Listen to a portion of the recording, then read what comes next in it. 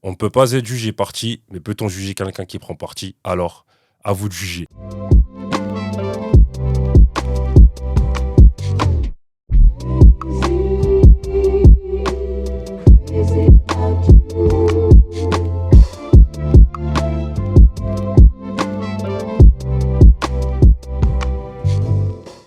Salutations à toutes et à tous. Bienvenue à bord de la Haute Sphère Cosmonaute, l'émission qui prône la vulgarisation et la transmission pour l'élévation. Moi, c'est Audrey, enchanté.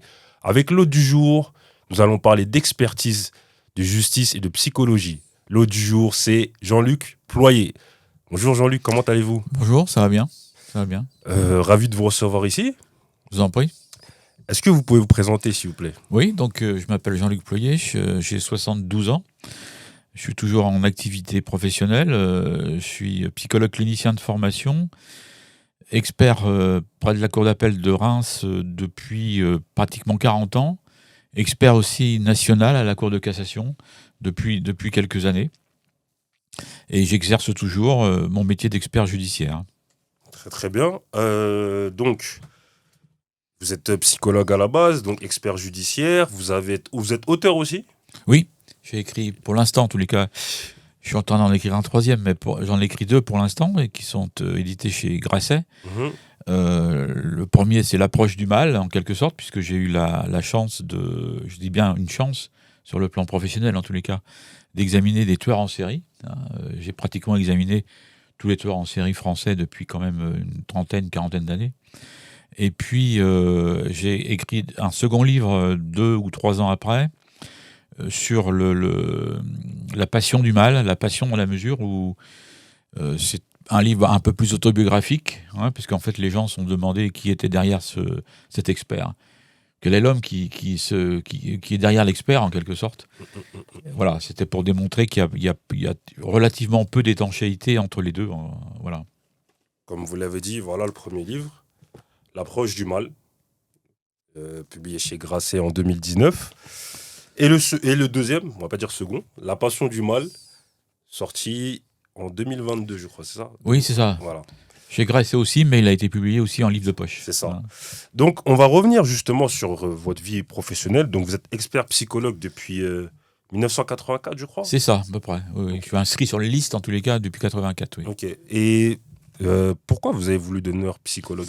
En fait, au départ, non. Au départ, je voulais être basiquement, prof de sport. J'aimais beaucoup le sport, etc. Puis j'ai eu un petit problème physique. Voilà, donc je ne pouvais pas passer la visite médicale.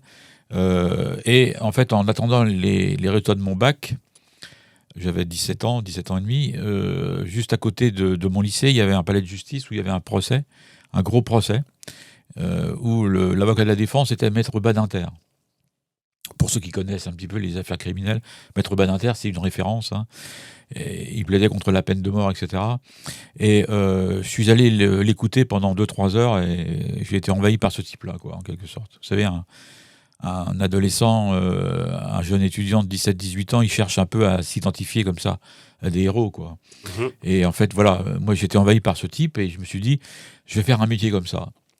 Et parallèlement à ça, je viens d'une famille modeste, donc je travaillais aussi pour payer mes études.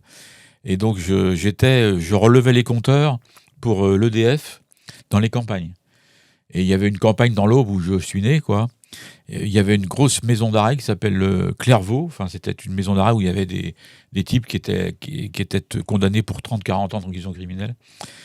Et donc, je suis allé relever les compteurs et ça m'a aussi très, très impressionné, en fait. Les miradors, etc. Enfin, voilà. On fantasme beaucoup là-dessus, évidemment. Voilà. Donc, moi, après, je suis passé du fantasme à la réalité, quoi, en fait. Mais c'est ce qui m'a motivé au départ. D'accord. Donc, vous saviez, en étant psychologue, que ça allait... En fait, la vocation, c'était de rentrer par la psychologie et ensuite allier psychologie et judiciaire. Alors, pas forcément. J'ai fait psychopathologie, c'est-à-dire que je suis clinicien. Mon souci, moi, c'est essentiellement, au départ, en tous les cas, l'écoute et la souffrance de l'autre, en quelque sorte. Vous voyez, je suis thérapeute. Et en fait, j'ai eu aussi une autre chance, c'est que j'ai rencontré un ami qui était médecin généraliste et qui faisait des expertises médico-psychologiques pour les tribunaux. La partie médicale, il était très compétent, mais pour la partie psychologique, ça l'embêtait beaucoup, quoi. Et c'était pas son truc, hein. Et donc, en fait, il m'a demandé de le faire. Donc, j'ai commencé dans les années 83, 84 à 2, 3, 4 expertises, quoi. Et maintenant, j'en suis à plus de 300 par an, quoi. Hum. Et d'ailleurs, donc depuis 84, vous avez fait 13 000 expertises à peu près. À peu près, à peu près. Et j'ai, par exemple, en nombre d'heures passées dans les maisons d'arrêt, dans les prisons, moi, j'ai à peu près, j'ai fait 2 ans de prison. Quand on cumule le nombre d'heures que j'ai passées dans les prisons, alors que j'ai jamais rien fait, hein. Mais dans votre dernier livre, vous parlez de passion dévorante par rapport à votre métier.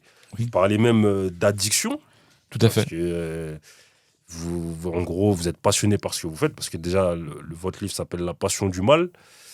Euh, Comment s'explique cette addiction, comme vous dites? Alors, d'une part, elle s'explique dans un second temps, mais dans un premier temps, je la constate moi-même, hein. Je suis assez conscient de ça, ou je suis pas naïf, hein. Je compare, si vous voulez, mon addiction à l'expertise à un toxicomane, je vais jusque-là, hein, qui, j'allais dire, va organiser son temps en comptant le nombre de lignes qu'il va pouvoir faire d'héroïne, par exemple, sur les 2 mois qui viennent. Moi, c'est la même chose. C'est-à-dire que, par exemple, si je ne reçois pas d'expertise pendant 15 jours, ça va pas. Je suis angoissé, etc., alors que j'ai à peu près 50 ou 60 expertises en retard à faire. C'est ça l'addiction, hein. C'est-à-dire que c'est absolument pas objectif, évidemment, mais voilà, on a un besoin, en quelque sorte. Bon, ça c'est le constat que je peux faire. Maintenant, ça laisse peu d'espace pour ma vie privée, hein. Je l'explique dans le second livre, hein. Bien sûr.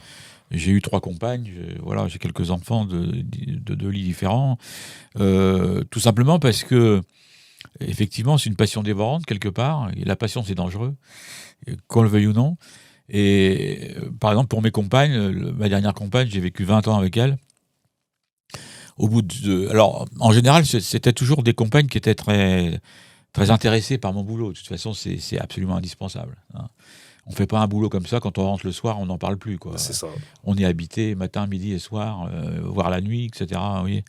Mais bon, au bout de 10-15 ans, à partir du moment où vous comprenez, la personne lambda qui travaille et qui rentre le soir, alors des hommes de ma génération, je précise bien de ma génération, hein, je ne veux pas avoir de soucis avec les hommes actuellement, plus jeunes, mais en tous les cas, les hommes de ma génération, quand ils rentraient le soir de leur travail, ils s'assiedent dans le canapé, ils regardent la télé, ils disent leur journal et ils demandent à leur femme qu'est-ce qu'on mange. Vous voyez, moi, pas du tout.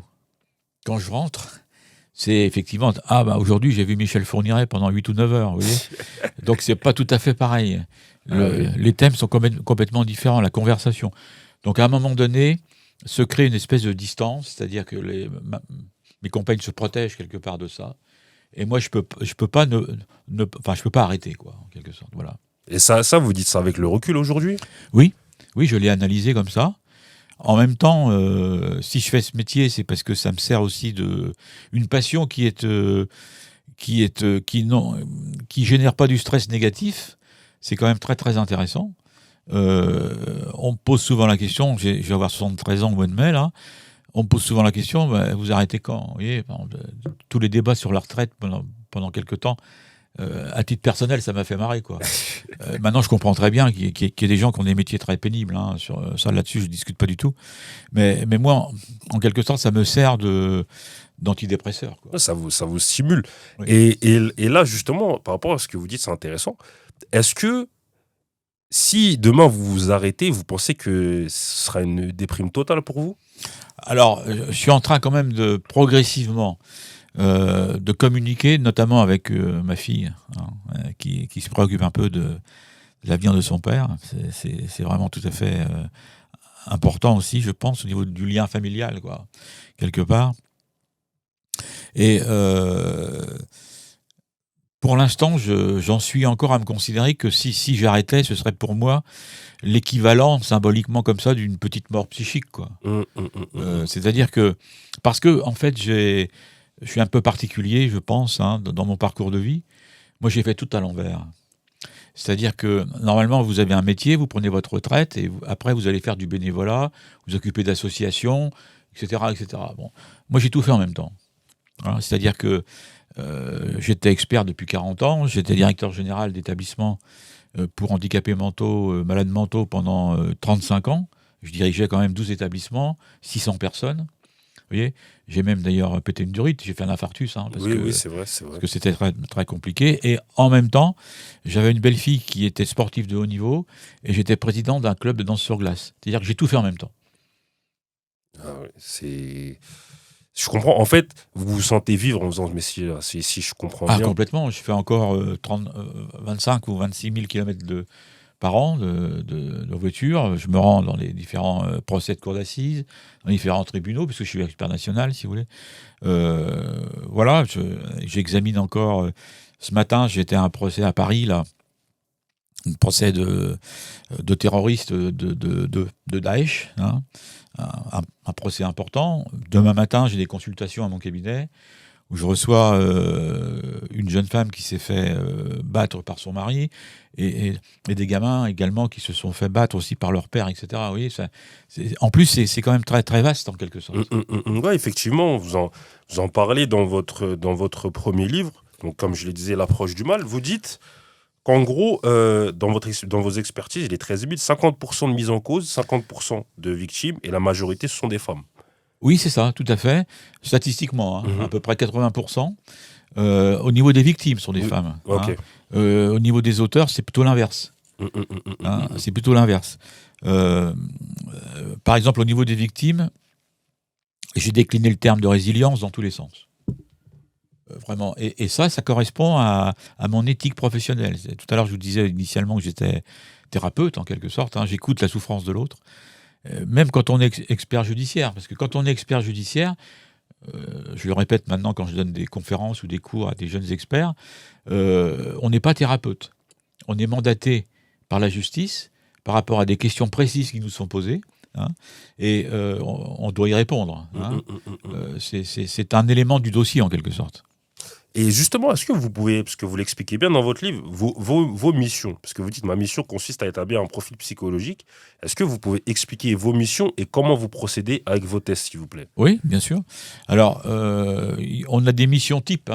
Il y a 7 ou 8 questions qui tournent autour d'une part, est-ce que la personne qu'on examine est en capacité intellectuelle de comprendre les questions qu'on lui pose? C'est déjà un minimum, c'est une base, mais c'est quand même très important. Après, compte tenu de la nature des faits qui lui sont reprochés, ça peut être des actes criminels, des délits, des actes de pédophilie. Moi, j'ai vu tout, Vous avez tout vu, ce qui est possible, série, effectivement. ce qui est possible de voir, etc. Je ne crois pas du tout au chromosome du criminel. Donc, je considère que c'est pour plagier Simone de Beauvoir, quoi. On ne naît pas criminel, on le devient. Donc, qu'est-ce qui fait que à un moment donné, on passe à l'acte, quoi. C'est ça qui me passionne dans mon boulot, en quelque sorte, au niveau des auteurs, en tous les cas, c'est d'essayer de rentrer dans leur tête. Qu'est-ce qui fait qu'à un moment donné, je compare souvent un passage à l'acte criminel à un crash d'avion. Évidemment, on va dire, ah bon? Oui, tout simplement parce que quand il y a un crash d'avion, il y a une boîte noire, ou 2 boîtes noires. Et il y a un bureau d'études après qui va étudier, décortiquer la boîte noire.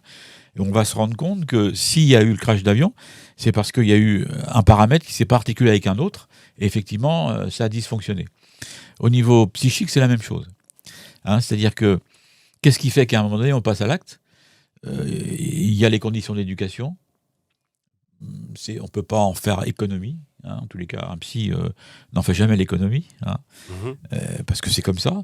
Il y a aussi des circonstances émotionnelles. Il y a ce qu'on appelle des facteurs conjoncturels, c'est-à-dire le proverbe populaire, c'est la goutte qui fait déborder le vase, notamment dans le passage à l'acte passionnel, par exemple. Alors, il y a d'autres passages à l'acte. Par exemple, j'ai eu la chance d'examiner des tueurs en série. Donc là, ils ne fonctionnent pas tous de la même façon que nous, en quelque sorte. Ils ont un mode très, très particulier. D'accord. Et après, vous dites, vous avez 3 tests, je crois, pour... Alors, oui, je fais passer pratiquement systématiquement 3 tests. Un test d'intelligence. Je mesure là précisément le quotient intellectuel. si vous suivez les affaires criminelles, ça fait 2 ans à Paris, là, le dossier de Monique Olivier. On dit qu'elle est... Mes oreilles ont chauffé sérieusement, puisque, en fait, c'est moi qui ai calculé son quotient intellectuel. Hein. D'accord.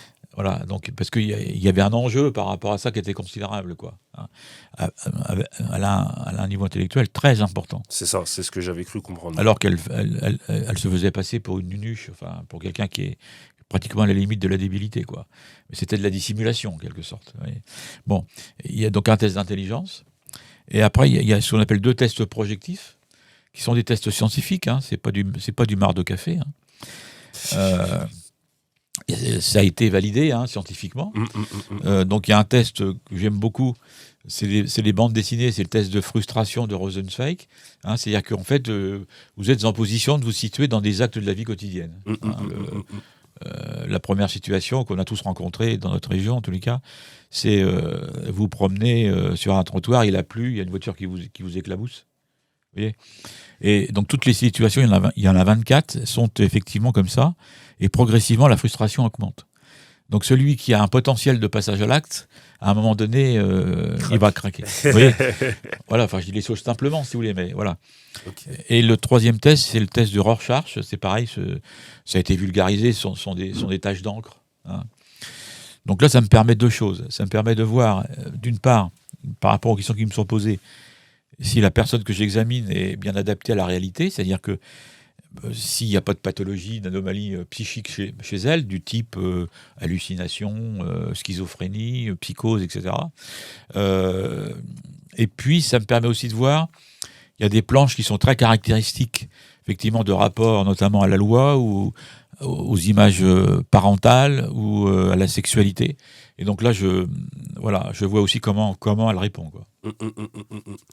Et justement, quand vous faites ce métier-là, vous rencontrez tous ces gens-là, la question du sommeil, est-ce que vous parvenez à quand même bien dormir ? Oui, maintenant. D'accord. Maintenant. Vous voyez, par exemple, ce matin, j'étais dans un gros procès, j'ai l'habitude, hein, mais j'ai dormi sans problème. Quand j'étais plus jeune, beaucoup moins. Beaucoup moins. Je me souviens des premiers procès d'assises, c'était une horreur. C'était une horreur. Je relisais mon expertise dans tous les sens, à l'endroit, à l'envers. Enfin, c'était impressionnant. Et je vois d'ailleurs les jeunes experts, ils sont dans le même état. Et heureusement d'ailleurs, parce que on peut pas tricher. On fait un métier qui est compliqué.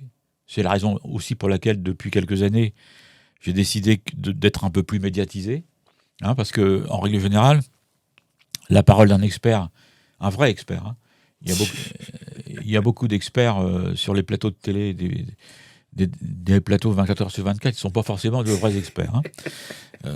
Mais vous pouvez très bien ne pas le couper, ça ne me dérange pas du tout. Hein. Ça me dérange pas du tout. Tout simplement parce que notre parole est rare dans la mesure où on n'a pas le droit de parler d'une personne tant que cette personne n'a pas été jugée. Vous voyez, par exemple, depuis quelques années, à chaque fois qu'il y a une affaire de faits divers qui est fort médiatisé, systématiquement je reçois des appels, etc. Voilà. Et je ne parle jamais à quelqu'un que je n'ai pas examiné. C'est pour moi, éthiquement, c'est important. Ah, c'est bien, et c'est tout à votre honneur justement de réfléchir de la sorte. Mais justement, quand vous voyez des gens comme Michel Fourniret ou Pierre Chanal, etc., est-ce que, parce que je crois dans votre livre, vous le dites, mais j'aimerais que vous le dites ici, oui. Comment on fait pour ne pas juger ces gens-là ? Ah, mais je ne suis pas là du tout pour ça. Et effectivement, alors, il est évident que j'ai des petits-fils, moi, par exemple. J'ai une petite fille aussi. Donc, quand tu rencontres un mec comme Fourniret, forcément, je veux dire, je ne suis pas complètement dépossédé de mon propre fonctionnement. En même temps, j'y vais de façon très professionnelle. Hein, je raconte la première fois que je l'ai vu 9 heures en Belgique. Hein, on m'a présenté un petit pépère, parce que c'est un petit pépère. On lui donnera le bon Dieu sans confession, hein, sans problème. Qui était entravé, enchaîné, gilet pare-balles, bon, je ne sais pas trop pourquoi. Voilà. Et donc j'ai demandé au gardien belge qui retire absolument tout ça. Je leur ai dit non. Il me disait, vous êtes sûr ? Parce qu'évidemment, il y a un problème de sécurité. Hein. Je lui disais oui, tout à fait. Alors, pour répondre à votre question, C'est simplement pour être d'égal à égal, en quelque sorte. Un face-à-face, un corps à corps. Vous voyez ? Bon, en tous les cas, au niveau de la forme. Par contre, ce qu'il me raconte, c'était difficilement supportable. Pendant les 2-3 premières heures, il m'a expliqué comment il tuait les gamines, etc. C'était vraiment extrêmement difficile. Je n'ai pas, pour répondre à votre question, monsieur, je porte pas de jugement. Ni moraux, ni professionnels. Je suis une espèce d'éponge.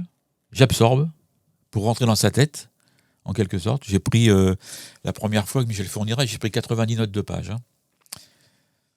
90 pages de notes, pardon. C'est quand même tout à fait important. C'est colossal. Au niveau de l'expertise. Et il y a une relation, je répète souvent ça, mais je parle des tueurs en série. Là. Il y a une relation de maître à élève. En sachant que le maître, c'est pas celui qu'on pense. C'est pas l'expert. Vous savez, si on arrive avec notre petite valise en disant « Docteur machin, c'est moi qui sais, répondez à mes questions. » Il va pas répondre. Ce que vous avez fait, c'est pas bien. Au bout d'un quart d'heure, c'est fini. Et il s'exposera pas, en quelque sorte. C'est un jeu de dupe, en fait. C'est extrêmement difficile. Alors, la difficulté, c'est que, par exemple, je raconte ça dans mon livre aussi, je crois, après avoir examiné Fourniret la première fois, j'ai pas bossé pendant 15 jours. Impossible. Parce qu'il faut que je me régénère par rapport à mes valeurs les plus intimes, si vous voulez. Il est allé, il m'a touché au cœur, en quelque sorte, de mon fonctionnement. Il l'a vu, ça ? Bien sûr. Bien sûr, c'est les grands pervers. Ils sont extrêmement, ils ont une intuition extraordinaire. Il a senti des fêlures, une fissure quelque part. Et il s'est engouffré immédiatement. C'est parce qu'après 9 heures, effectivement, au bout de 9 heures, forcément, il y a des choses qu'il voit aussi. Et alors, ce qui est tout à fait étonnant aussi, c'est que s'il y en a un des deux qui est fatigué, c'est pas celui qu'on pense. Enfin, c'est l'expert qui est fatigué. Lui, il pourrait. Voilà. Oui, parce qu'il prend plaisir à raconter ce qu'il a fait, c'est un exploit. En fait. Oui, et d'ailleurs, Fourniret, on s'est côtoyé 25 ans. Waouh. Jusqu'à sa mort, pratiquement. Waouh. D'accord. Parce que c'est vrai que quand on se dit, quand on lit vos livres et qu'on se dit, vous êtes confronté à ces gens-là, comment on fait pour ne pas les. En fait, un être humain normal, quelqu'un qui n'est pas psychologue et qui n'est pas expert judiciaire.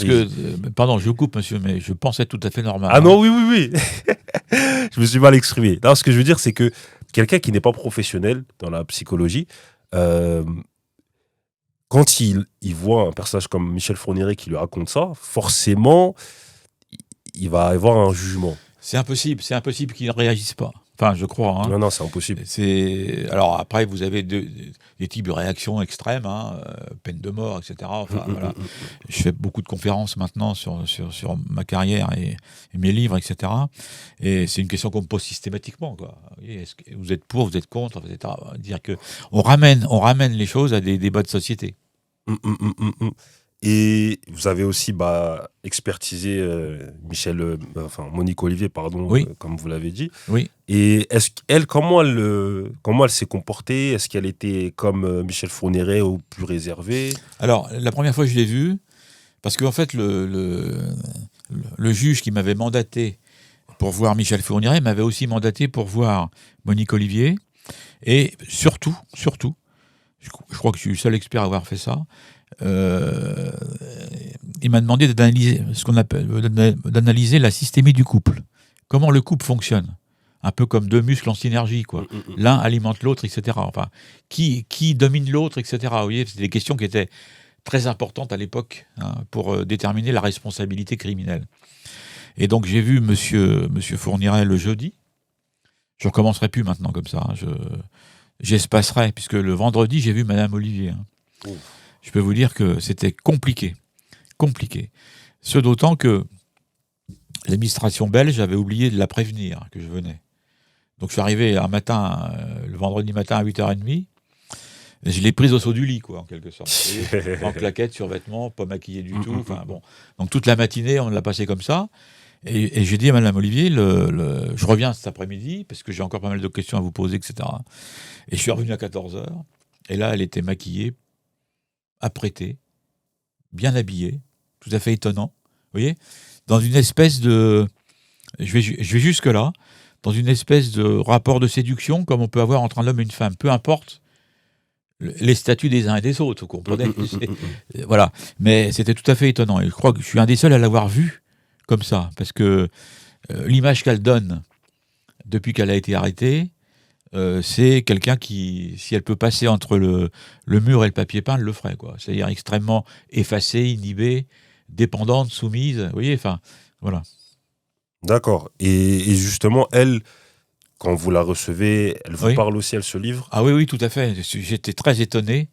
Je suis resté aussi 7-8 heures avec elle. Hein. Mais j'ai été très, très étonné. Elle a joué le jeu complètement. Et je pense que c'est un des seuls moments où elle a été authentique. Moi, ça m'a permis après, au niveau de la systémie du couple, de déclarer lors du premier procès à Charleville-Mézières, en 2008, je crois, qu'en fait, c'est elle, c'est un slogan qui a été repris pas mal par la presse après, mais c'est elle qui lui a donné son permis de tuer, en quelque sorte. Hein, pourquoi je dis ça ? Parce que Michel Fourniret, avant de rencontrer Monique Olivier, n'avait jamais tué de sang. C'est vrai. C'était un... Alors, ça surprend un peu les gens quand je dis ça, mais pour nous, experts, si vous voulez, c'était un pédophile, je vais mettre des guillemets là-dessus, banal. Bon, c'est pas bien pour les victimes de dire ça, mais au niveau de la personnalité.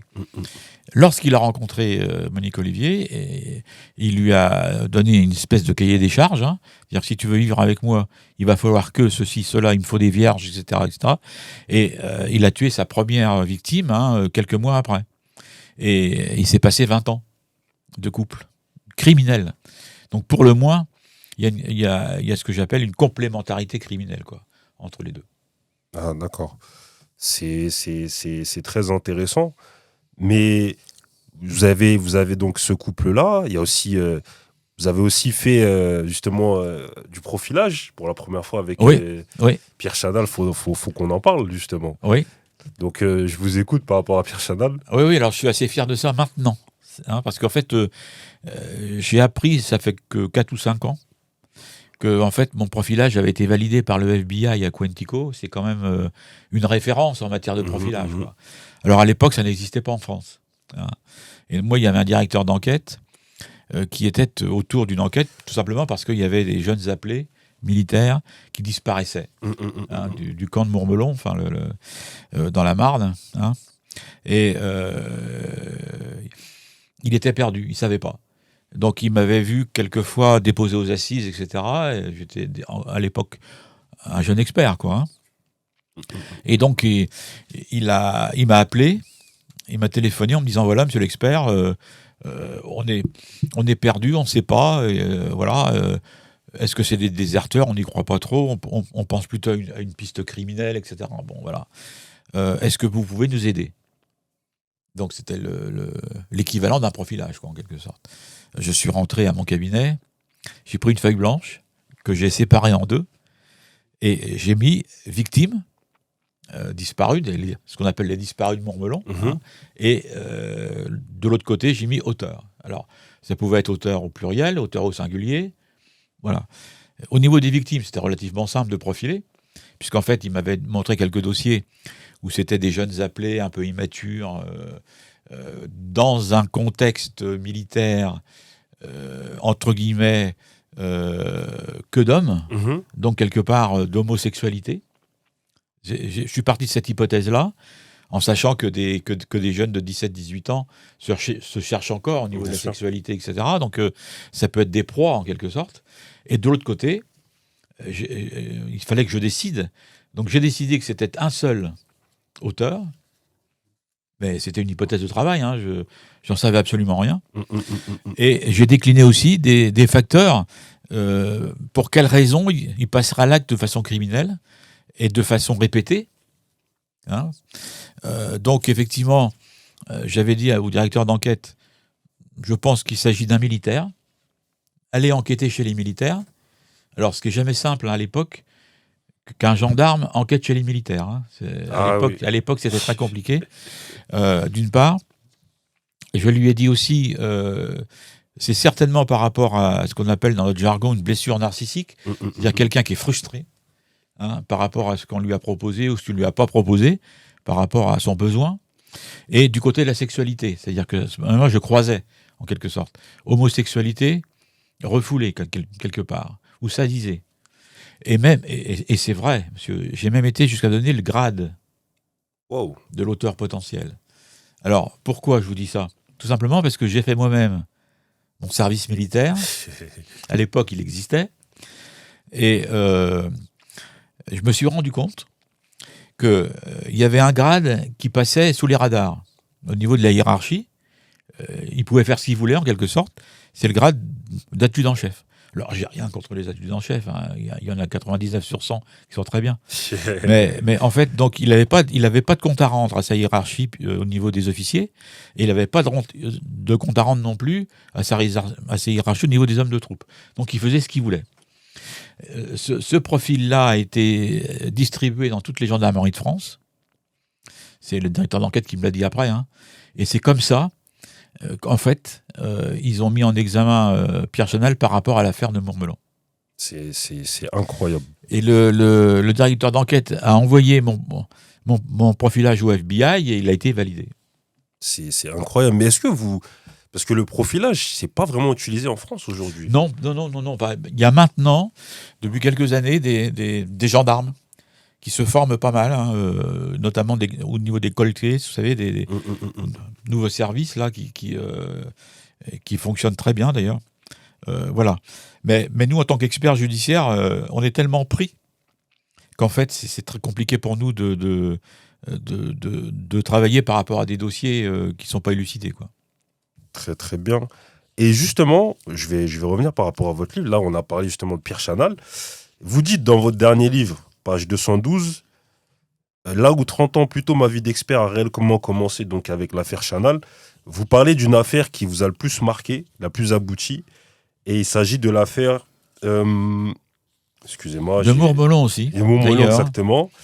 De Kevin... Chavat. Kevin Chavat. Tout à fait. Est-ce qu'on peut y revenir un peu aussi, s'il vous plaît ? Oui. Alors, pourquoi je dis que c'est l'affaire la plus aboutie pour moi dans ma carrière ? C'est parce que j'ai examiné les deux auteurs des faits, des adolescents, 16-17 ans. Qui ont poignardé, enfin, il y en a un qui a poignardé. Il y avait une jeune fille qui était commanditaire, qui a armé le bras d'un de ses copains pour qu'il mette une quarantaine de coups de couteau à un rival. Enfin, je caricature un peu. Oui. Mais voilà, on est dans des scènes d'adolescents à l'époque où c'était moins présent que maintenant, au niveau de la violence. Beaucoup moins. Ça l'est beaucoup plus maintenant, hein, c'est évident.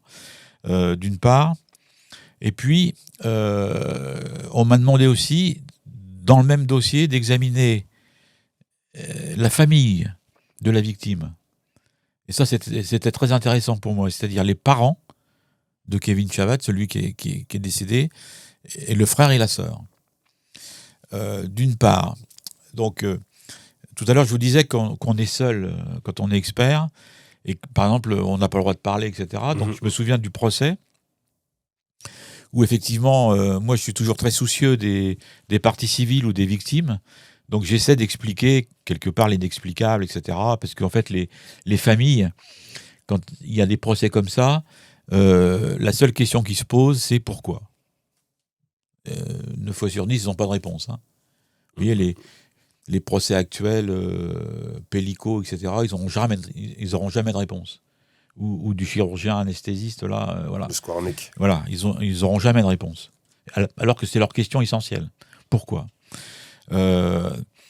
Donc là, j'ai essayé d'expliquer aux parents, etc. Et il se trouve que, avec un ami journaliste, il m'a dit, mais ce serait intéressant que tu puisses suivre après comment cette famille va réagir par rapport à leur conduite de deuil, etc. Qu'est-ce qu'apporte le procès, etc. Et je suis allé les revoir. Ils ont accepté. Ils ont même accepté qu'ils soient dans mon livre. Hein. Je suis allé les revoir peut-être 2 ans après pour voir où est-ce qu'ils en étaient. Et ça m'a beaucoup touché. Et vous étiez attendu d'ailleurs, en plus, apparemment. Très. En fait, parce que nous, en tant qu'experts, on n'a pratiquement jamais de retour. Exactement. Et moi, ils m'ont expliqué que ce que j'avais raconté à la barre, ça leur avait fait du bien. Mais je ne pouvais pas communiquer avec eux à ce moment-là. Vous voyez, parce que ça pouvait être cassé sur le plan juridique. Exactement. Enfin, voilà. En cas de la défense. Il y avait des enjeux. C'est ça. En tout cas, c'est vrai que quand vous avez expliqué que vous avez rencontré la famille, c'était assez touchant. Je trouvais ça. Vous avez dit que c'était la première fois que vous faisiez ça. Oui. Et c'est bien. D'ailleurs, vous dites à un moment donné que vous n'avez pas forcément de reconnaissance dans ce métier. Non. Non. Là, vous l'avez senti, la reconnaissance vis-à-vis de cette famille-là. Ah, complètement. Puis ça m'a touché énormément. J'ai senti qu'il y avait de l'empathie réciproque, si vous voulez. Hein. Je me souviens, ils habitent dans un petit village. Ils m'ont offert un café. Je suis resté 3 heures. J'étais à l'écoute. Voilà. Enfin bon, c'était quand même tout à fait. C'est très spécial. Hein. C'est très spécial. Et le retour que j'en ai, et vous avez raison, monsieur, le retour que j'en ai, c'est que quand du deuxième livre-là, ce chapitre-là, a beaucoup intéressé les gens. Oui, Les lecteurs. En oui, parce que là, c'est surtout... En fait, quand vous expliquez, vous détaillez, c'est quand vous dites « je vais les revoir », ils vous attendent. Et là, vous discutez. Je trouvais ça touchant. Je trouvais ça... parce que là, on est au-delà du métier, en fait. Là, c'est vraiment l'aspect... Ah, j'ai dépassé complètement mon métier. Là, j'y allais pas en tant qu'ami, évidemment, parce que je peux pas. Hein, mais c'est toujours un petit peu ce qui m'a dérangé. Par exemple, pour l'affaire Chanal, il y a une association de victimes qui s'est mise en place et ils m'ont demandé d'être dans cette association. Mais moi, en tant qu'expert, je peux pas. J'ai pas le droit. Vous voyez ? Ça m'a toujours très, très embêté. Parce que comme tout à l'heure, je vous le disais, je suis pas expert, je suis pas psy par hasard. C'est-à-dire que le côté thérapeutique, pour moi, c'est très important aussi. Et donc là, il y avait la reconnaissance, pardon.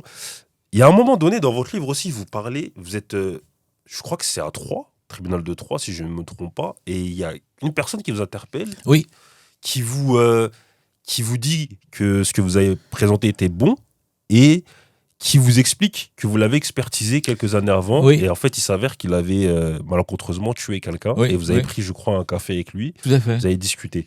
Là Tout aussi, à fait. c'est une preuve de reconnaissance quelque part. Oui, oui. Alors d'une part, vous savez, quand on fait des milliers d'expertises, quelque part, c'est auto-effaçable.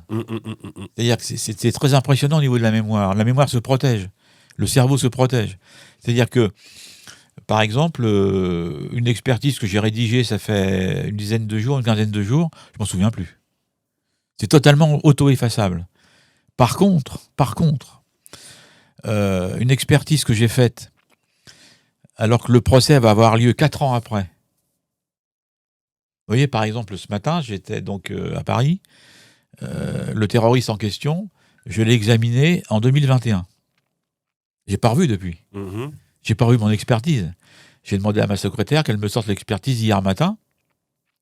Hier soir, j'étais à mon bureau, j'ai relu l'expertise, et ce matin, j'en ai parlé pendant 1h30.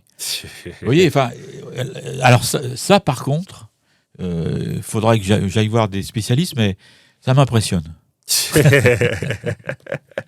Je sais pas comment je fais. Ah, je sais pas non plus, hein. Je sais pas non plus.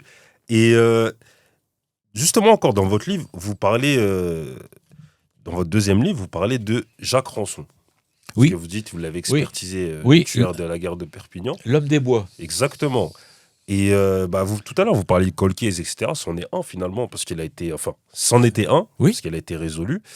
Et vous expliquez par rapport à Jacques Rançon, en fait, le passé, etc. C'est vrai que tout à l'heure, comme vous disiez, il faut aussi regarder par rapport au passé des gens qui peut-être potentiellement peut expliquer certains comportements. Et effectivement, lui, il a vécu des choses quand même atroces dans sa vie. Oui, tout à fait. En général, il y a toujours des... Alors, là, vous abordez Rançon, Chanal, Fourniret et Olivier.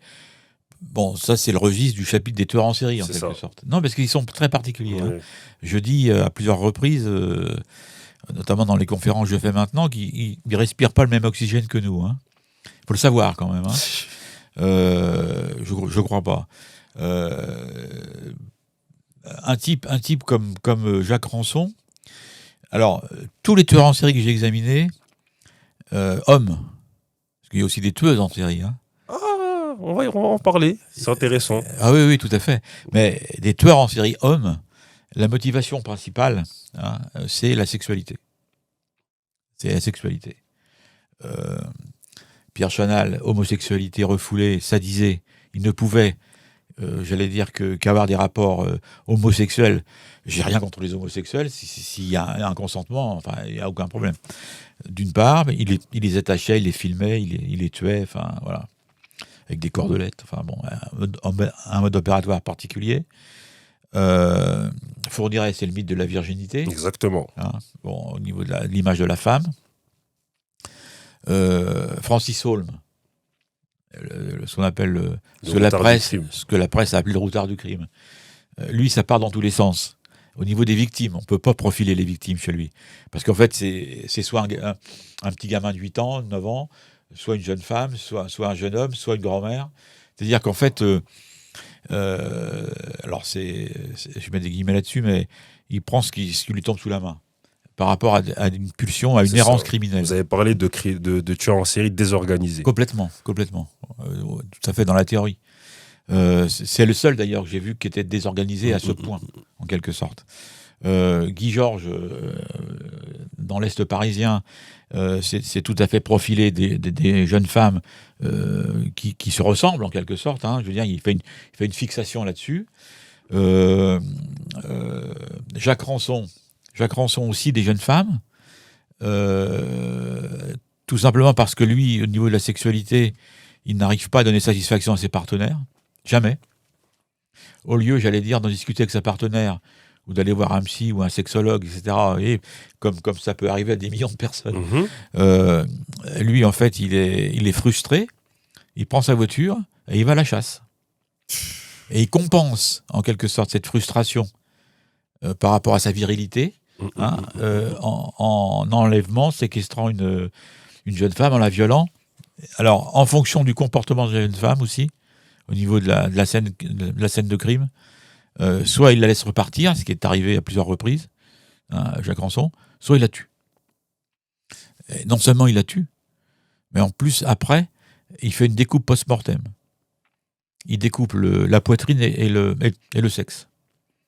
Pour des raisons tout à fait claires, à savoir que je lui ai posé la question, il m'a répondu de façon très, très authentique, à mon sens, c'est pour effacer les traces ADN. C'est terrible. Il y a aussi Alain Penin. Oui. À l'île Sequedin aussi, c'était bon, c'est pas un tueur en série, mais c'était quand même alors très compliqué. Ouais, lui, ça m'a beaucoup déstabilisé dans ma fonction d'expert. Je vais vous dire pourquoi. D'une part, parce que en règle générale, avant que je choisisse d'être médiatisé, parce que c'est un choix. Hein, je revendique maintenant. Hein. Avant, j'étais plutôt discret. Je vous dis, un vrai expert, il est plutôt discret. Vous voyez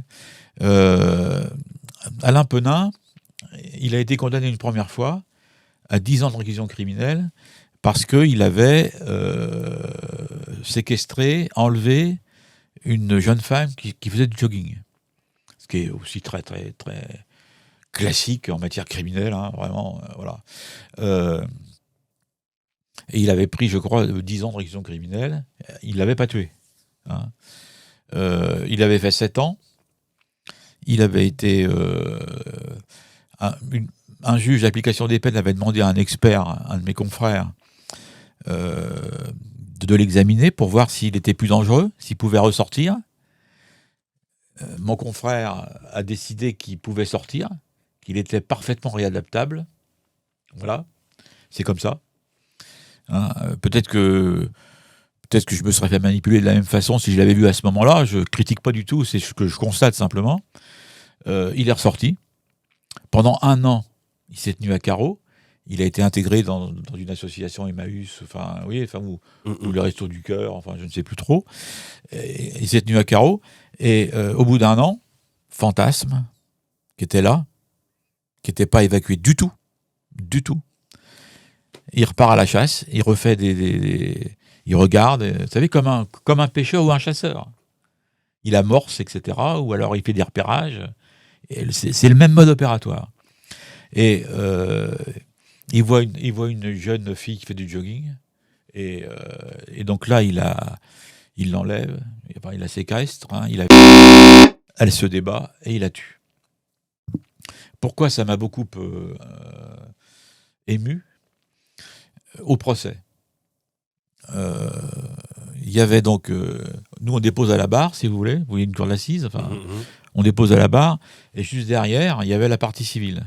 Et il y avait le papa qui avait un cadre, une photo de sa fille, qui était une jeune fille 25-26 ans, magnifique. Blonde, enfin vraiment magnifique.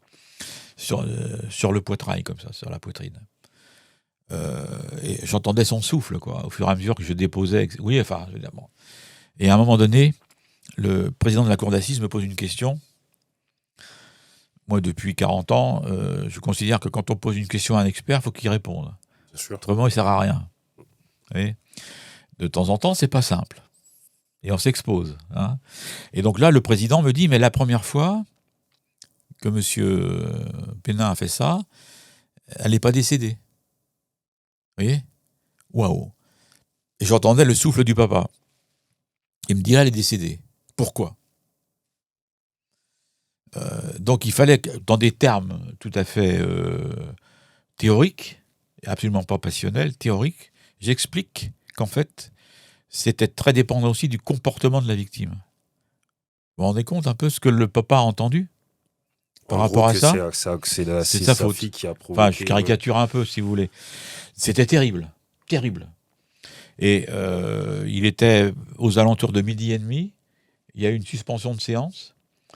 Et c'est toujours pareil, c'est-à-dire qu'il y a il y a souvent dans les villes, près des palais de justice, il y a toujours des cafés du palais, quoi. Ouais.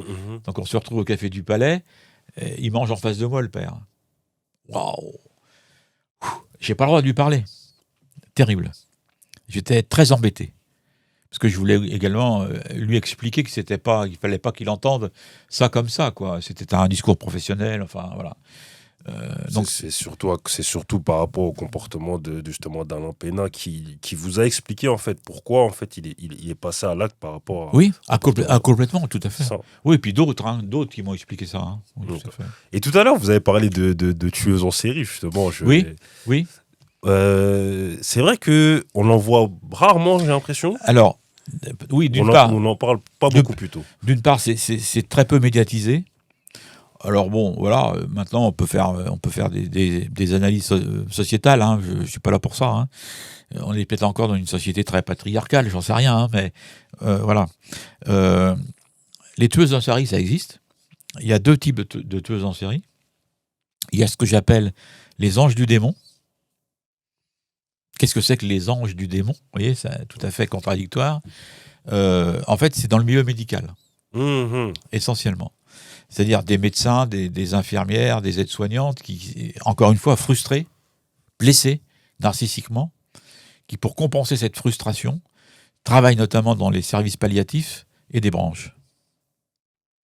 Voilà. De temps en temps, ils font des séries importantes. Hein. C'est vrai. Vous voyez, avec une organisation, puisqu'ils connaissent bien l'emploi du temps, etc., où on met énormément de temps à déceler ce qui s'est passé, ou à dire « Ah, c'est peut-être qu'il y a quand même ça et ça », en dehors de l'accord familial, quoi, évidemment. Hein. Donc ça, c'est dans le milieu médical. Et dans le milieu de la vraie vie, quoi, en quelque sorte, hein, les motivations des tueuses en série sont complètement différentes des motivations des tueurs en série. Les tueurs en série, tout à l'heure, je vous ai dit, c'est essentiellement lié à la sexualité. Les tueuses en série, alors, quand je fais les conférences, ça m'amuse un peu, quoi, parce que je vois les réactions du public, si vous voulez, mais les tueuses en série, c'est essentiellement des motivations vénales. C'est pour l'argent. Quand on voit les dossiers, on se rend compte de ça.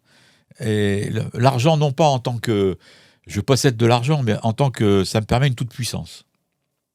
Vous en avez rencontré des tueuses en série ? Vous avez expertisé ? Oui, il y en a une qui vous a marqué ? Alors, il y en a une qui est pas cataloguée comme tueuse en série, mais qui m'a beaucoup marqué, ça fait très longtemps. C'est Simone Weber. Ah, Nancy. C'est ça. Diabolique de Nancy, je crois. Ça, l'empoisonneuse. L'empoisonneuse de Nancy. Qui effectivement, a essayé de découper, etc. Voilà, donc il y avait quelques dossiers chez elle quand même, hein, par rapport à ça. D'accord, ok. C'est intéressant. Et comme vous avez dit, vous êtes confronté à tout type de public, donc des victimes de violences conjugales, d'inceste, des enfants victimes de violences par des parents. Parce franchement, on a tout vu. Dans votre livre, on voit de tout. Et on se dit, ouais, c'est. En plus, en une journée, des fois, vous passez d'un cas à l'autre. Je sais pas comment vous faites pour gérer, mais c'est quand même intéressant. Oui, alors j'ai essayé donc si vous m'en parlez, c'est que c'est parce qu'en fait ça a marché, d'essayer de bien restituer une journée type. Une journée type, je peux passer à 9 heures du matin à une jeune femme qui vient de déposer plainte, etc., et qui est harcelée et qui est dans une problématique de violence conjugale. À 11 heures, je peux effectivement avoir un gamin, tout simplement parce que les parents se déchirent le droit de garde, etc., et c'est un juge des enfants ou des affaires familiales qui me l'a confié en expertise pour voir où il en est. En début d'après-midi, je peux voir un psychopathe en maison d'arrêt, un braqueur par exemple, ou enfin, vous voyez, enfin, voilà, enfin, donc c'est en même temps extrêmement varié, ce qui me permet aussi de ne pas me poser par rapport à un type de profil, parce qu'en fait, je passe d'un profil à l'autre très vite. Hein. Je dis souvent qu'un expert psy judiciaire, c'est un peu comme un généraliste. Alors après, par affinité, on va plus ou moins se spécialiser dans tel type de délit ou de crime, quoi, en quelque sorte, où on est plus à l'aise, plus exactement. Voilà, enfin. Ce serait quoi vos spécialités, tueurs en série? Non? Alors oui, parce que j'ai eu cette chance-là. J'ai des confrères qui disent, moi, jamais je refuse d'examiner tueurs en série. Vous voyez, enfin, une espèce comme ça de morale. Mais bon, professionnellement, pour moi, c'est le Graal, quoi, quelque part. Alors, je suis pas fasciné par ces gens-là. C'est pas du tout. Il faut surtout pas penser ça. Je suis pas fasciné, mais c'est d'un intérêt professionnel extraordinaire. Bien sûr, c'est une opportunité parce professionnelle. Que, en même temps, ce sont des monstres. De temps en temps, j'étais à la table quand je suis en face de types comme ça. Ce sont des monstres, mais en même temps, ce sont des êtres humains. Hein, c'est-à-dire que je répète souvent, en tant que père, en tant que papy, j'ai des petits enfants. Oui, ils ont commis des actes monstrueux, c'est une horreur. En tant que professionnel, c'est complètement autre chose. Exactement, vous distinguez. Mais justement, dans votre livre, le deuxième, donc La Passion du mal, vous dites, en tout cas par rapport à cette passion des ventes, l'addiction, que ça pâtit justement sur votre vie à vous. Qu'en gros, vous n'avez pas forcément noué les relations que vous auriez dû nouer avec vos enfants. Oui. Que c'est aujourd'hui que vous avez des véritables liens avec vos enfants. Oui. Et vous dites surtout que à quoi bon vivre si c'est pour rater l'essentiel, du fait que votre fils en fait dit que il vous a pas forcément vu lorsqu'il grandissait, votre fille aussi. Ça, c'est aussi le recul qui vous fait dire tout ça? Oui, bien sûr. Bien sûr, c'est aussi un besoin de cicatrisation, de blessures, de souffrance. Par exemple, mes deux aînés, je suis tout à fait conscient, je les ai à peu près, entre guillemets, laissés abandonnés, entre guillemets, pendant 20 ans. Je les ai fait témoigner dans mon deuxième livre, c'est cash. C'est courageux. C'est cash, c'est-à-dire que j'ai absolument rien changé, pas une virgule près de leur témoignage. Et quand je relis ces témoignages, parce que vous comprenez bien que j'ai relu, quand je relis ces témoignages, en fait, je considère quand même qu'il y avait de l'amour. Ouais, non, c'est parce que c'est direct et en fait, ça leur a fait du bien. En fait, ça vous a fait mal, mais en même temps, ça vous a fait du bien de savoir ce qu'ils pensaient réellement de ce qu'ils ont vécu, j'ai l'impression.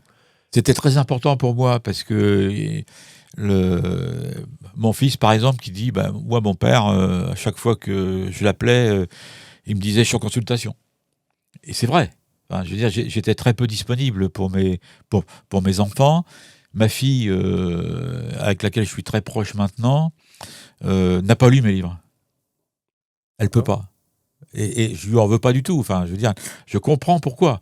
Parce qu'elle a tellement été frustrée à distance par rapport à cette activité qu'en fait, c'est compliqué pour elle. Elle préfère avoir son père en vrai, quoi. En tout cas, moi, j'ai trouvé ça très courageux du fait de laisser témoigner vos enfants. Même à un moment donné, vous parlez de de votre belle-fille que vous aviez, que carrément vous avez consacré plus de temps à vos beaux-enfants qu'à vos enfants. Alors ça c'est le lot, enfin, c'est pas forcément lié à l'expert, hein, mais c'est le lot des familles recomposées, où effectivement j'ai rencontré une compagne, ma dernière compagne, qui avait 4 enfants, que j'ai élevés, beaucoup plus que mes propres enfants.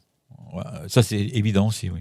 Et aujourd'hui, qu'est-ce que vous diriez? Est-ce que vous pensez que, avec ce recul-là que vous avez, le fait de ne pas avoir consacré autant de temps à vos enfants, plus à votre travail, parce que c'est une passion, une addiction, comme vous l'avez dit, Oui.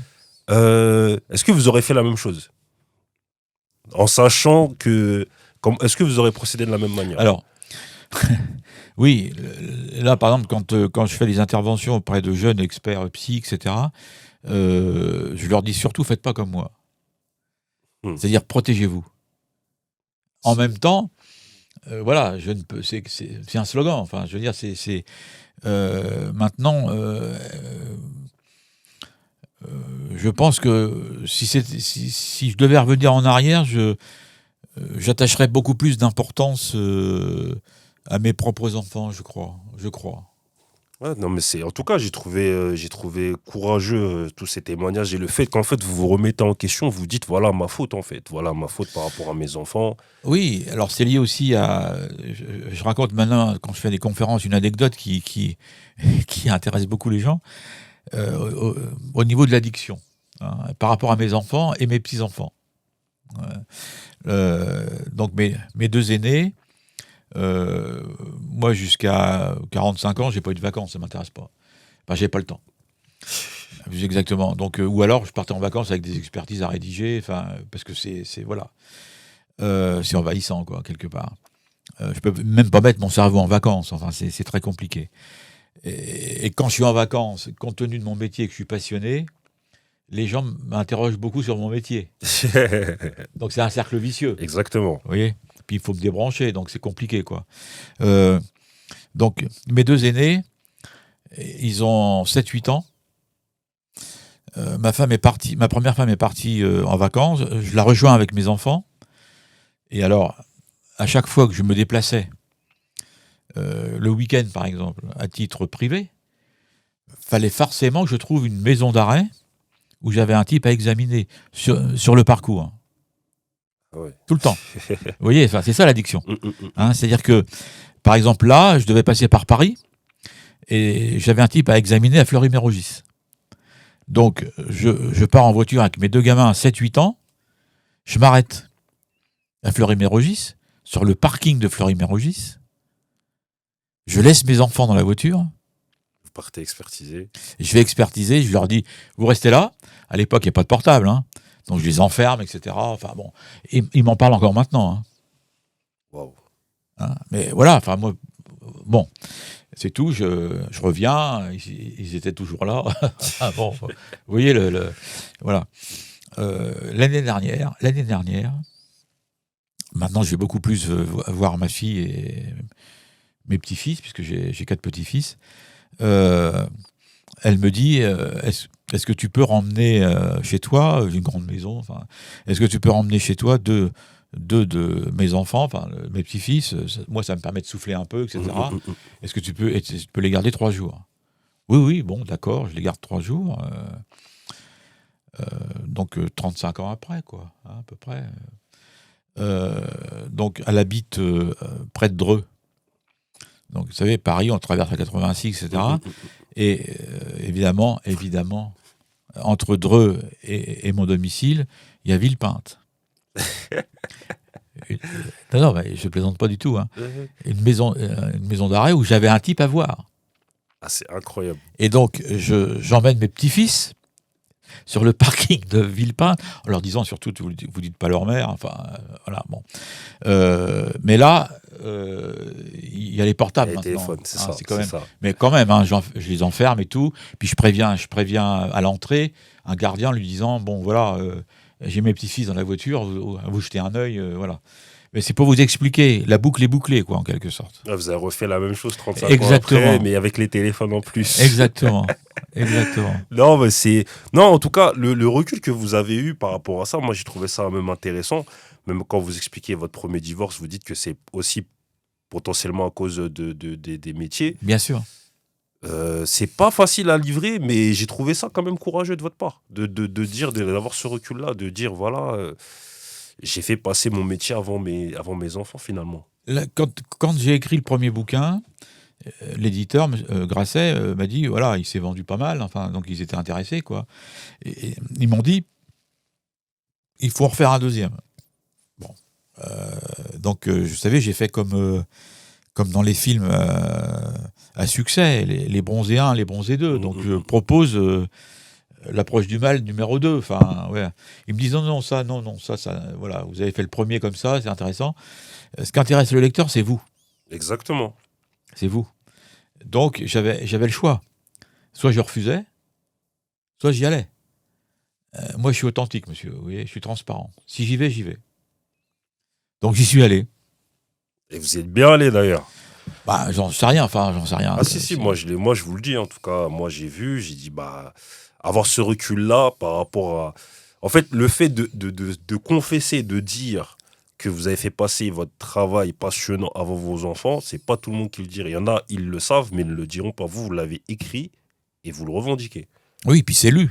C'est ça. Donc franchement, c'est... Parce qu'encore, le premier livre, vous parlez surtout des affaires. Oui. Vous parlez pas beaucoup de vous. Le deuxième, vous parlez beaucoup plus de vous, en fait. Là, Oui. vous expliquez vos sentiments, vos émotions. Des fois, vous dites que voilà, je suis moins hermétique qu'à l'époque. Par exemple, le premier livre, donc je l'ai écrit avec l'intermédiaire d'un journaliste. Mhm. Donc il m'enregistrait, on passait des heures, etc. Le premier livre, pour moi, c'était relativement simple. Parce que je connais ça par cœur, etc. Enfin, au bout d'un certain nombre d'années. Le second, je peux vous dire qu'au bout de 2 heures d'interview, je chialais. Parce que c'est une espèce d'auto-expertise ou de psychanalyse. Vous voyez, enfin, sans psychanalyse d'ailleurs. Donc c'est...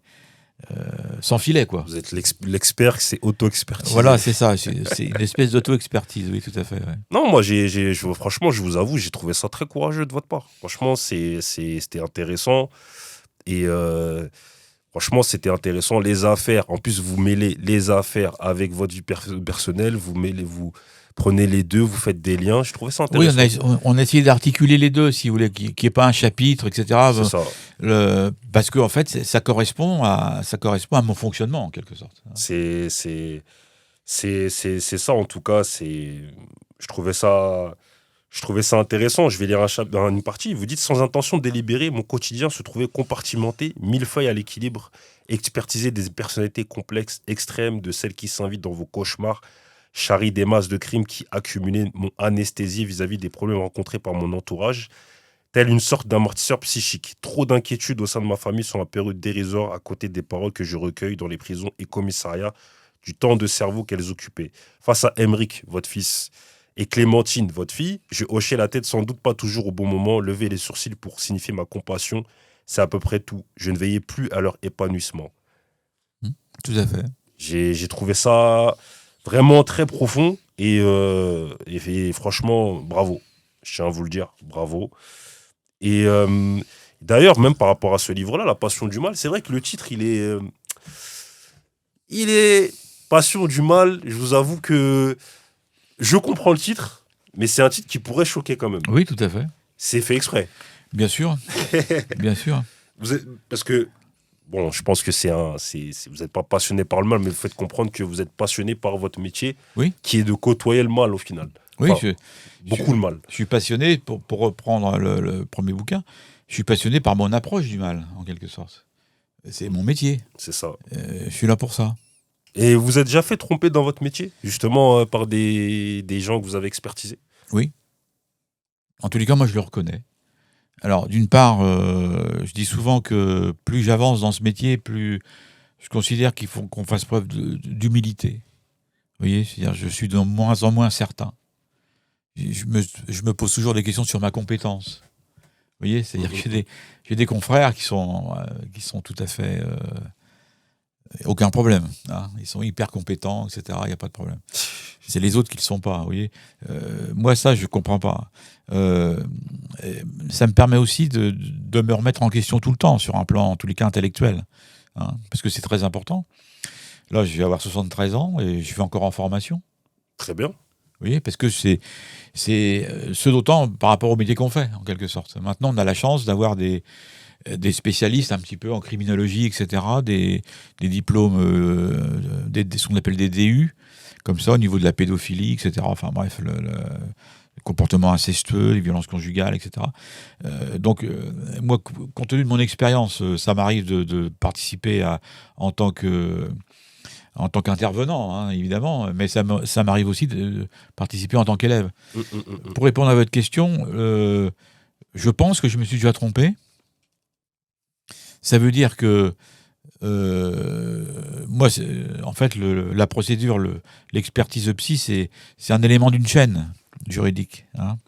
Mais j'ai certainement participé au fait qu'on a pu mettre quelqu'un en prison alors qu'il était innocent. Alors, à mon sens, le moins possible, évidemment. Hein. Mais ça m'est déjà arrivé. Ça m'est arrivé aussi de me faire manipuler, notamment et principalement. Là, je suis très prudent par des auteurs ou victimes quand ils sont adolescents. Il y en a qui sont très malins. Est-ce que vous avez déjà eu peur par rapport aux gens que vous avez eu en face de vous? Déjà ça? Oui. Un mec comme Fourniret, par exemple, il a senti que j'avais peur à un moment donné. Je raconte par rapport à ses mains, etc. Et quand effectivement, il a vu que je regardais ses mains, et il savait très bien à quoi je pensais, puisqu'en fait, il a étranglé pratiquement 7 ou 8 de ses victimes avec ses mains. Donc là, il m'a fait peur, mais il l'a fait volontairement. Hein. Donc après, c'est une histoire de jeu aussi. Hein. Alors, en général, je suis beaucoup plus sur mes gardes par rapport à ce qu'on appelle des psychopathes, c'est-à-dire des personnes qui privilégient le passage à l'acte à tout mécanisme de distanciation avant le passage à l'acte. Donc là, j'ai déjà vu un tabouret qui m'est passé comme ça, qui a fait un trou dans le mur, des coups de poing dans le mur, enfin des chaises volées, une table volée. Et systématiquement, quand je rentre dans une cellule ou dans un bureau en maison d'arrêt ou en centre pénitentiaire, je regarde l'alarme systématiquement. Quoi. Et est-ce que vous avez déjà eu peur par rapport à votre humanité en rencontrant des gens comme ça? Oui. Enfin, alors j'ai déjà eu des menaces de mort. Fourniret m'a demandé à un moment donné que je le revoie et j'étais obligé par rapport à une procédure judiciaire, quoi. Et en fait, à un moment donné, il me regarde, il me dit « Comment ça va votre famille ?» Donc là, j'ai pris ma mallette et je suis parti. C'est-à-dire, je me suis protégé là, quand même. Mais quand vous, en fait, vous voyez, parce que là, c'est la banalité du mal que vous voyez, en fait, finalement. Mais vous, votre humanité, dans le sens où vous êtes...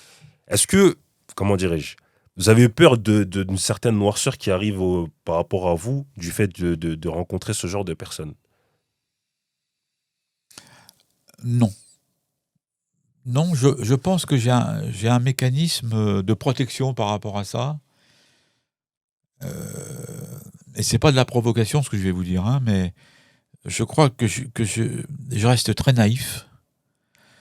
De temps en temps, on me dit, mais toi, alors tu vas juger les gens en 30 secondes, compte tenu de ton expérience. Enfin, vous voyez.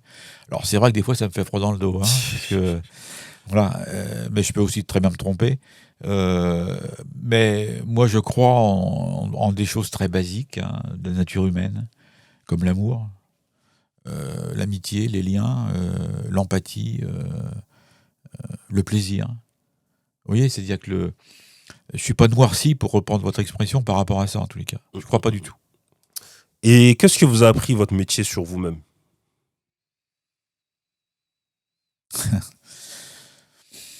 Je pense que ça m'a appris quand même, parce que j'ai vécu aussi des choses compliquées dans ma vie personnelle, quoi. Hein, maladie, enfin oui, des choses compliquées.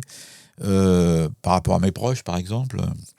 Ça m'a appris à garder mon sang-froid, à prendre de la distance et à toujours être dans l'écoute. Oui, je dirais les choses comme ça. Très, très, très, très bien. Donc, je rappelle votre dernier livre, La Passion du Mal, que voici disponible en poche. Jean-Luc, ici, on a une rubrique lecture. Parce qu'on va parler de choses un peu plus gaies. Ah bon? Ah Ouais. bon? Ah. Est-ce que vous auriez 3 livres à recommander, s'il vous plaît? Peu importe les thématiques, carte blanche, allez-y, juste 3 livres. Euh, Alors bon, je vais pas dire les miens, hein, évidemment. Toujours un peu embêtant. J'ai déjà recommandé. Un peu embêtant. Alors, je lis beaucoup de livres de philosophie, D'accord. mais c'est surtout des philosophes. J'ai une licence de philosophie, enfin, je veux dire, des philosophes comme Kierkegaard, Homère, etc. Le stoïcisme, etc. Ça me permet de prendre de la hauteur par rapport à mon métier. Autrement, je lis des romans D'accord. notamment anglo-saxons, D'accord. parce que j'aime bien l'ambiance anglo-saxonne. On prend le thé, etc. Vous avez des titres? Ou non, même comme pas? ça, Pas de non, titre. non. Ok. Roman anglo-saxon, livre de philosophie, stoïcisme. Oui, Ok. tout à fait. Et puis quelques polars. Alors, quelques polars dans la mesure où ça fait 2 ans, j'étais invité, parce que mon bouquin a été primé au Festival international du polar à Lyon. Félicitations. Je suis arrivé 2e, donc ça m'embête beaucoup, hein, mais voilà. Et donc j'ai rencontré énormément d'auteurs de polars internationaux, enfin des gens tout à fait intéressants. Et effectivement, on a discuté pratiquement jour et nuit, quoi, quelque part, puisque moi, par rapport à mon métier, je suis ce que j'appelle un laboratoire à polar. Hein, c'est-à-dire qu'ils peuvent puiser des choses extrêmement intéressantes. Mais moi, c'est la réalité, c'est pas la fiction. Ouais, c'est du réel. Écoutez, ici, on a une tradition, c'est que l'autre il repart avec un livre. J'ai un livre pour vous. Ah bon? Ouais. J'espère que vous l'avez pas. Bon, il est assez gros. Tenez, je vous en prie. Merci beaucoup. Vous pouvez l'ouvrir devant la caméra et lire le titre, s'il vous plaît. Bah, sans problème, hein. Sans J'espère que problème. vous l'avez pas. Merci beaucoup. Ouais, je Je vous en crois pas, prie. non. Vous ne pensez pas? On m'envoie beaucoup de livres. Alors, mais en général, c'est des livres par rapport à mon métier. D'accord. Par exemple, dernièrement, il y a une journaliste qui a écrit un livre sur Monique Olivier, D'accord. qui vient de sortir la Oui, semaine oui, dernière, oui. je crois. Elle me l'a envoyé avec une dédicace parce que effectivement, elle s'est référée un peu à mon travail, quoi. Ah bah c'est tant mieux.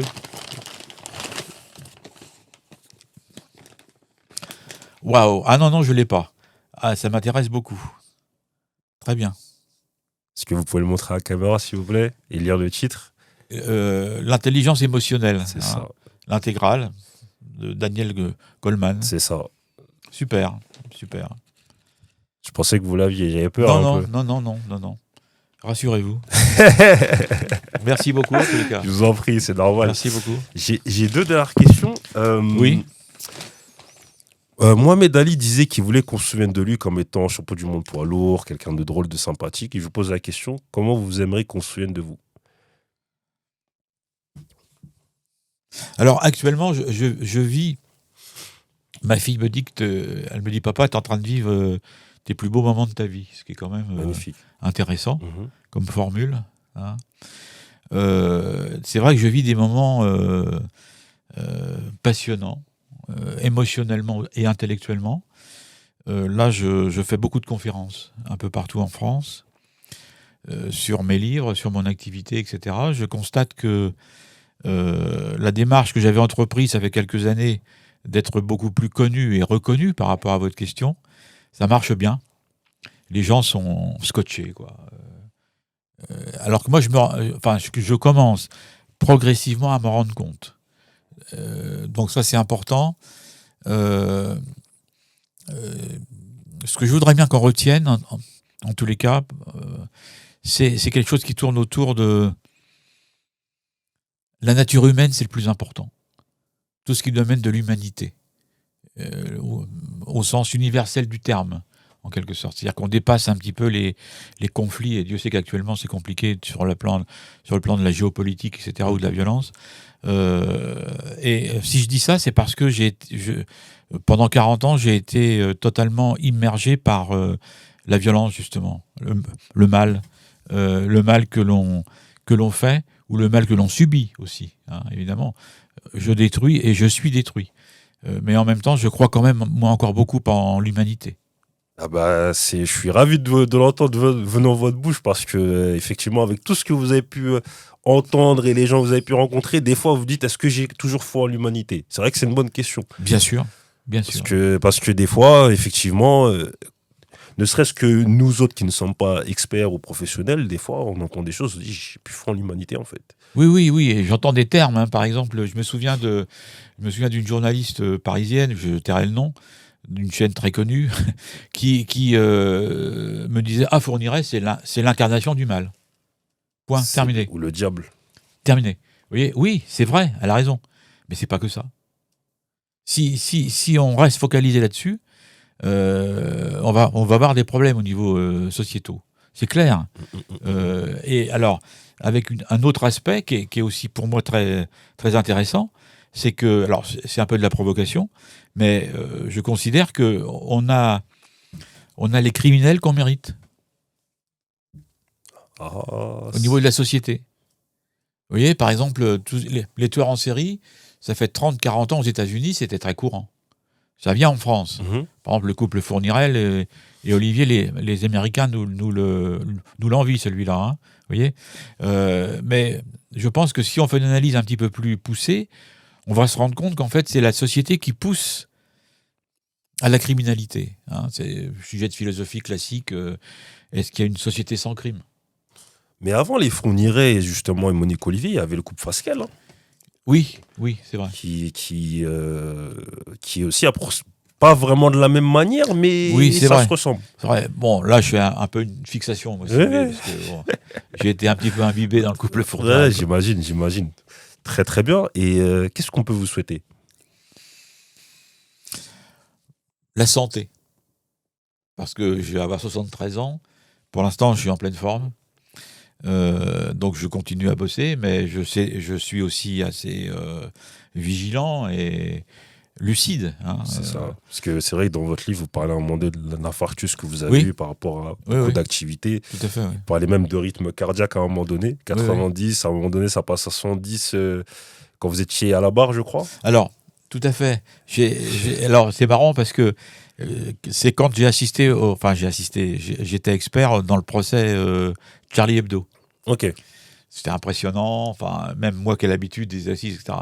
Et donc, quand on fait un infarctus après, on fait des fixations sur le pouls, etc. Et donc, j'ai une montre, etc., un peu sophistiquée.